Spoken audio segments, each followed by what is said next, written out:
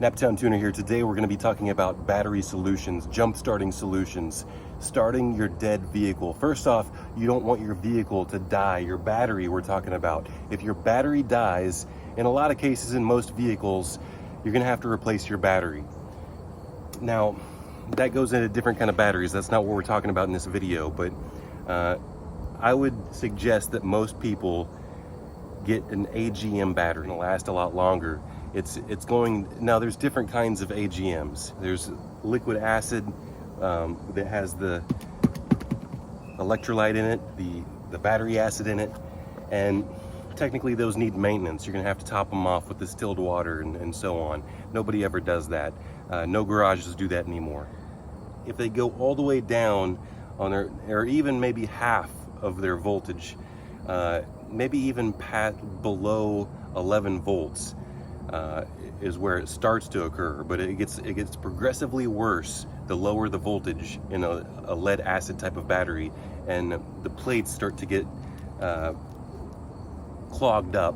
Like I don't want to say the wrong chemical process or whatever, but the battery no longer gets its efficiency and it can't be charged fully anymore. It can't hold a good charge. It loses its cranking amps, its cold cranking amps. And so what you want to get is a deep cycle style AGM battery. And that's what I suggest.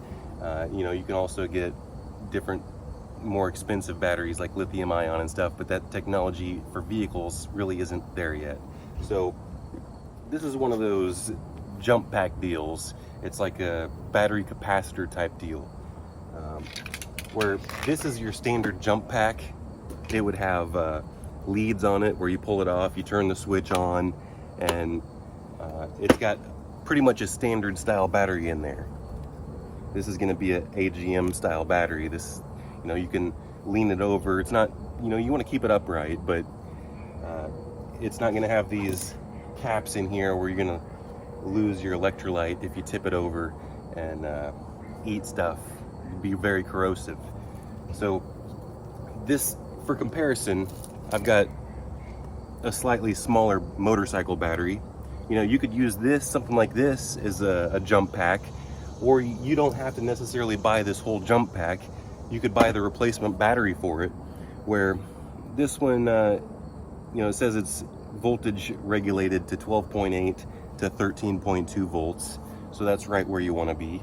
And for a surprisingly small compact battery, where is it? We have a 22 amp hour capacity here. So comparing that to this one's going to show us our cold cranking amps at 200, which is not very much.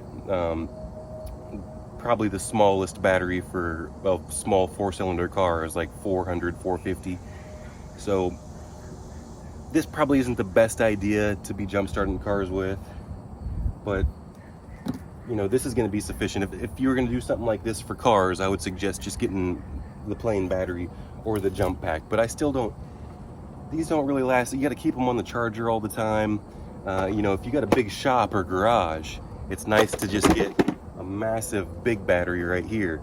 This is a big H9 battery on a large Milwaukee dolly or hand truck, and I bought some very expensive wire, some 240 volt wire here, some welding wire.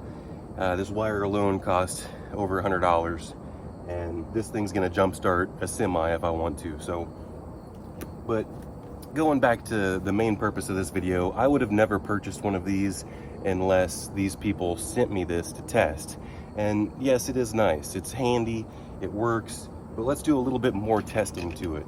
So right now I've got my power probe here, and we're gonna see it's hooked up to this battery right here that's only got 6.6 volts. It's barely got any power in it. I got this 12 volt light bulb, and you might not even be able to see it, but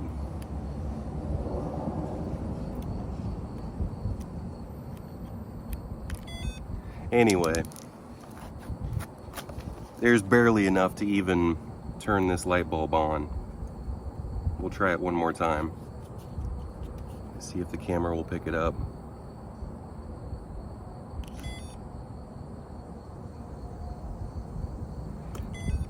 It's not even enough to turn the light bulb on. So now we still have this hooked up to the 6 volt. We got 6.4 volts,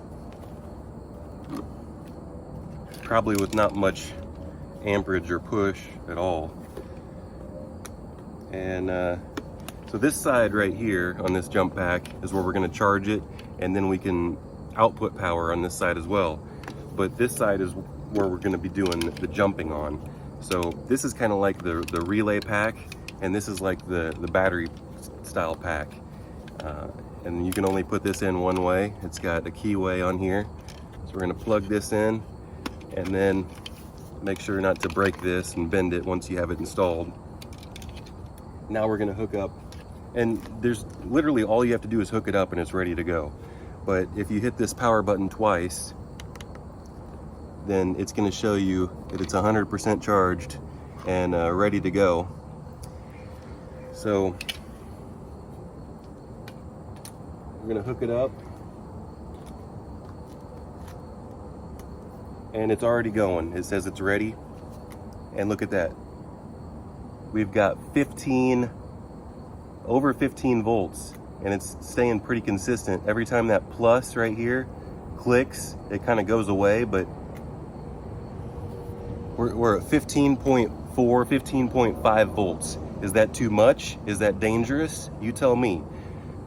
That's going to be more than you're getting from a jump pack and so forth. But now let's, it's still clicking, it's still going. It goes for about 30 seconds and then it stops. But let's try our little light bulb trick now. So this is the negative. I'm going to hook this up to the negative, and now we're going to turn the positive on, and now we're going to see if we get, y'all look at that. Very bright. And the power, even though it's kind of clicking a little bit, you don't ever see the power go away. Very bright. Ready to go. I thought it was gonna stop after 30 seconds, but I think it's been more than 30 seconds, so maybe I was wrong about that piece of information. But I have started my V10 bucket truck with this small thing. Let's go ahead and just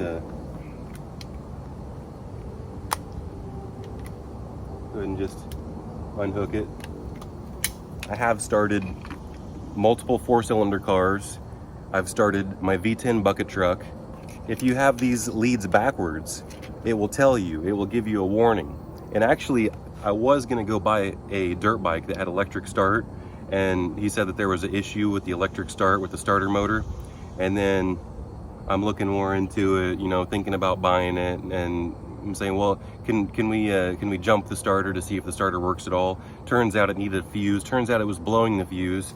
And I hooked this up, and it was before we started it, before we were hitting the starter button, it was telling me that there was like reverse polarity through this before it was even blowing the fuse. That's just a side, long story short, but this really kind of helped me decide that there's some kind of weird wiring issue on that bike, and I was able to walk away. I didn't want to spend the money and the hassle of figuring out that wiring issue. It just told me, it beeped, it said it was there was an error or whatever, and the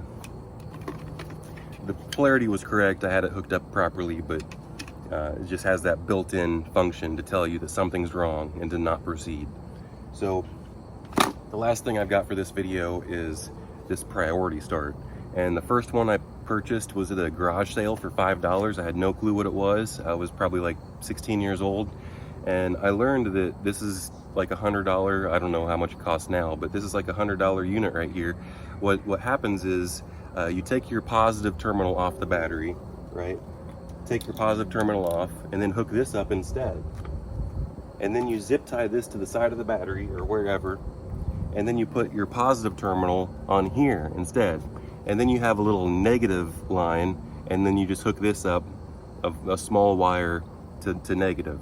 What happens is, if this is a little relay module now, and as your car sits, like if it has a parasitic drain, meaning as your vehicle sits, it's draining the battery when it shouldn't be, then if your battery gets below 12 volts, then this is constantly monitoring the voltage, and it will automatically turn off. It turns off the power to the battery, but you can wake it back up. All you have to do is turn the key, hit the brake pedal, activate it some way. It'll wake the battery system back up, and then it will allow you to take full battery power and then start the vehicle. So it basically does not let your battery drain completely. It shuts the battery off until you wake it back up. So this is the cheapest way to fix a parasitic drain. Parasitic drain on newer vehicles can be very expensive to diagnose, take a long time. That's a completely different video. Go to Amazon and get your JF.EGWO jump starter. This is a 4,000 amp and it works perfectly fine. It's one of the cheapest and it works like it should. So until next time, Naptown Tuner. And hopefully I did this in one take good enough. Catch you next time, Naptown Tuner.